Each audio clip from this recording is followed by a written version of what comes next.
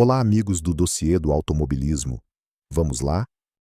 4 bandeiras vermelhas, uma das quais durou 20 minutos, pautaram o primeiro dia do GP do Japão de Fórmula 1, limitando as equipes especialmente nas simulações de stints longas com bastante gasolina, embora várias equipes já tivessem coletado os primeiros dados no final do TL1.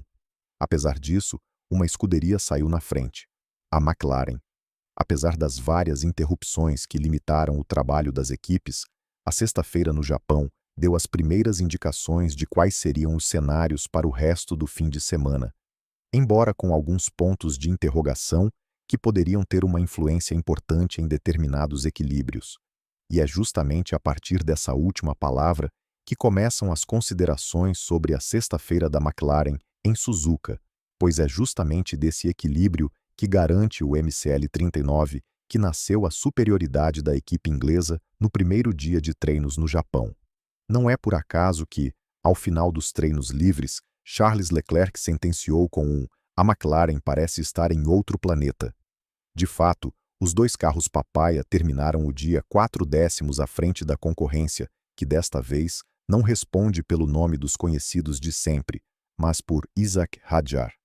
Embora seja verdade que os Racing Bulls se aproveitaram de mapeamentos um pouco mais forçados nos trechos, o VCARB 02 parece confirmar aquelas qualidades nas curvas e aquele bom equilíbrio que fizeram sua fortuna, não capitalizada, nos 2 primeiros GPs. Mas olhando para o futuro, a McLaren identificou George Russell como seu rival mais formidável antes do resto do fim de semana, especialmente na pista seca, onde já foi observado que o MCL39 pode ser batido se os pilotos não fizerem a volta cometendo erros.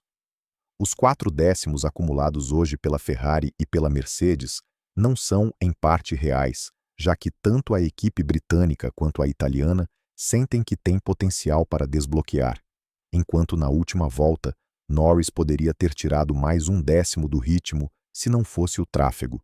Em particular, a Mercedes parece estar sofrendo os mesmos problemas vistos nas 2 primeiras rodadas, mostrando alguma dificuldade em encontrar a janela ideal no macio ainda a ser consertado. Mas esse é um dos grandes problemas que, de alguma forma, ditou os valores no campo durante o primeiro dia em Suzuka.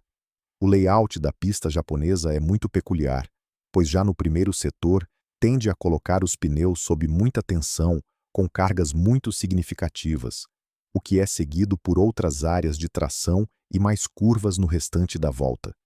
Isso torna muito difícil encontrar o equilíbrio ideal no gerenciamento dos pneus, o que também explica por que tantos pilotos não conseguiram obter os melhores tempos parciais em uma única volta hoje. O fato de que, com as 4 bandeiras vermelhas, muitos pilotos saíram juntos, certamente não ajudou, mas a preparação e o gerenciamento dos pneus durante a volta são igualmente cruciais. A McLaren faz desse equilíbrio um aspecto crucial para construir sua vantagem vista na sexta-feira.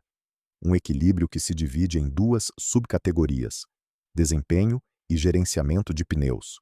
Observando os dados das voltas do TL2, percebe-se imediatamente que o grande trunfo do MCL39 é o fato de ser bom e competitivo em todas as áreas, das curvas rápidas às lentas, bem como nas retas, embora haja sempre o fator desconhecido dos mapeamentos usados, que será respondido amanhã. Ainda mais interessante é se essa comparação for feita entre o que poderia ter sido o melhor tempo de Charles Leclerc sem o pequeno engarrafamento no final e a última volta de Lando Norris, em que ele estava melhorando em mais de 3 décimos e meio antes de encontrar Verstappen no setor final, enquanto o piloto holandês fazia uma mini stint com mais combustível a bordo, desacelerando antes do final.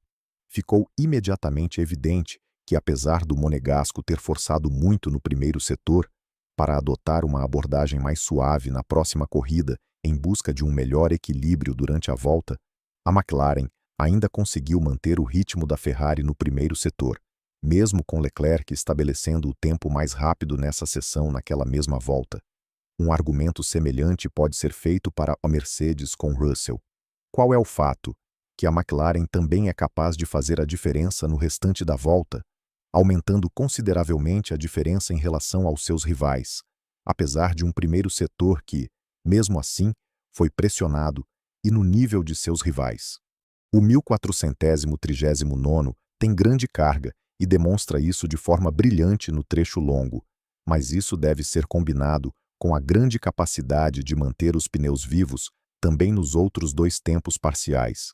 Isso é especialmente perceptível nas sessões lentas, onde a McLaren consegue fazer a diferença por ser capaz de virar melhor o carro e sair rapidamente. Além disso, a configuração relativamente mais macia do MCL 39, como visto em outras ocasiões, permite que ele ataque as zebras na mudança de direção, ganhando mais tempo, um aspecto não visível no gráfico devido ao tráfego encontrado por Norris. Os únicos temores da equipe papaya são dois. Por um lado, o fato de que amanhã o vento mudará drasticamente, invertendo a direção de acordo com a previsão. Isso, em uma pista como Suzuka, onde a estabilidade é muito importante, poderia influenciar o comportamento do carro e talvez expor os dois pilotos a esses pequenos problemas de gerenciamento na volta seca, vistos, por exemplo, na China. Hoje foi contrário no primeiro setor, dando mais carga, mas se virar amanhã, pode aumentar o deslize. Um discurso que, obviamente, afetará a todos. Portanto, será crucial encontrar a chave certa para se adaptar. O segundo problema é a granulação dianteira esquerda vista no TL3 de Xangai, mas em uma pista limpa, mas que deve melhorar no restante do fim de semana. Fique ligado para mais atualizações sobre o mundo do automobilismo. Até a próxima!